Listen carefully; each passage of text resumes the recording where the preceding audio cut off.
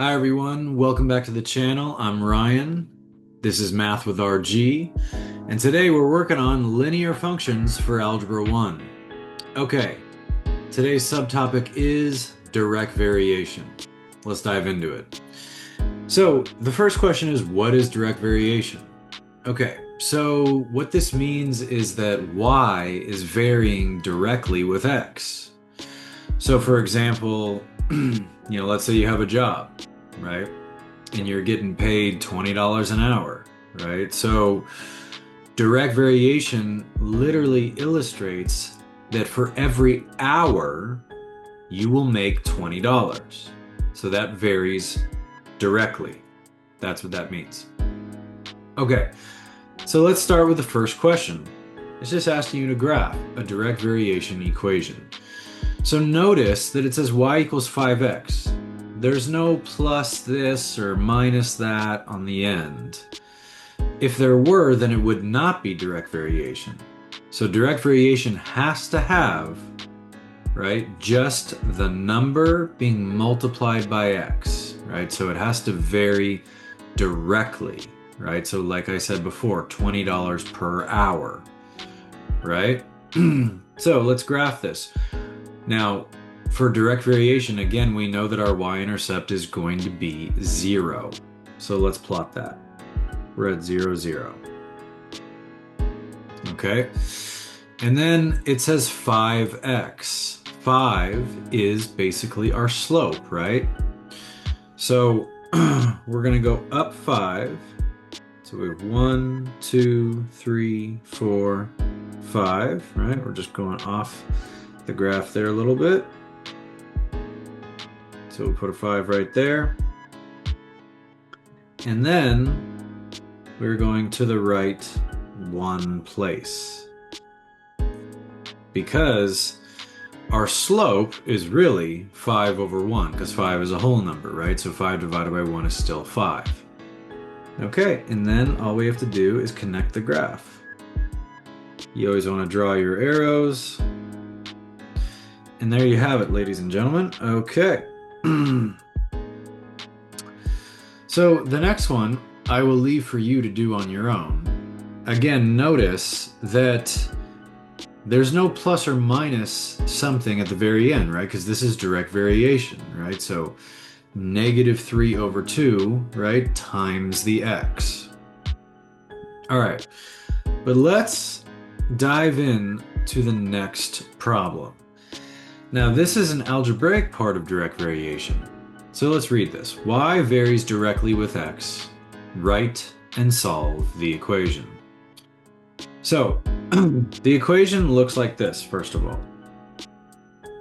The formula, y equals k times x. Okay? Okay, for direct variation, right? The formula is y equals kx. Right? When y varies directly with x. And so what does the k stand for? The k stands for the constant of variation. Right? It's also in the same place as the slope. It's the same as the slope of a line, right? But in this case, we just have, fancier name for it, the constant of variation. All right, let's get back to the problem. Now, just a quick couple other versions of this, you could write it like this. Okay, so if I'm solving for k, right, I have to do the opposite of what's happening. So it says k times x, so I have to divide by x. So if I'm dividing by x, I will end up with y over x. Okay? So you can look at this as your slope, or you can think about it as, this is you solving for k, right? And k is the direct variation portion. All right.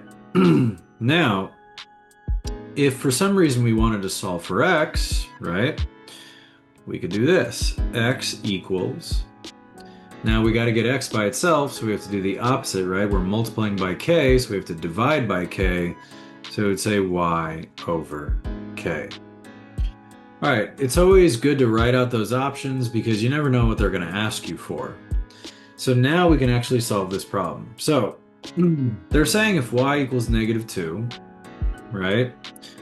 So again, I would always just write down the normal one, right? Which is this one right here. So that's the standard form of this. So if I want to write that down and then just start plugging in what I know, anytime that you have an equation or a formula, you want to plug in what you know and then solve for what you don't know. So if I know that y equals -2, and I know that x equals 18, then it would say something like this, right? Now the second part, so it says if y equals -2, when x is 18, find x when y equals 6. So in order to solve the second part, we have to solve this first part first. So I have to solve for k, because right now I only know y and x. But once I solve for k, then I can plug that into the second part. So all I have to do now, I'm going to write this again so you have a clean version, right, is I just divide by 18 on both sides, because it's k times 18, so the opposite would be to divide by 18. So then I want to reduce the fraction because it says -2 over 18, so if I reduce it, I would get -1 over 9 equals k. All right. So now what I can do, it says find x when y equals 6, right? So I would write down this equation again, right? Y equals kx. And now again, I'm going to plug in what I know. So I'm going to use this k right here, and then I'm going to use this y, and then I can find x, right? So it says y equals 6, so I write 6 equals, I have my k at -1/9 times my x. Okay, so now, in order to solve for this, right, let's write this down again. Whoops.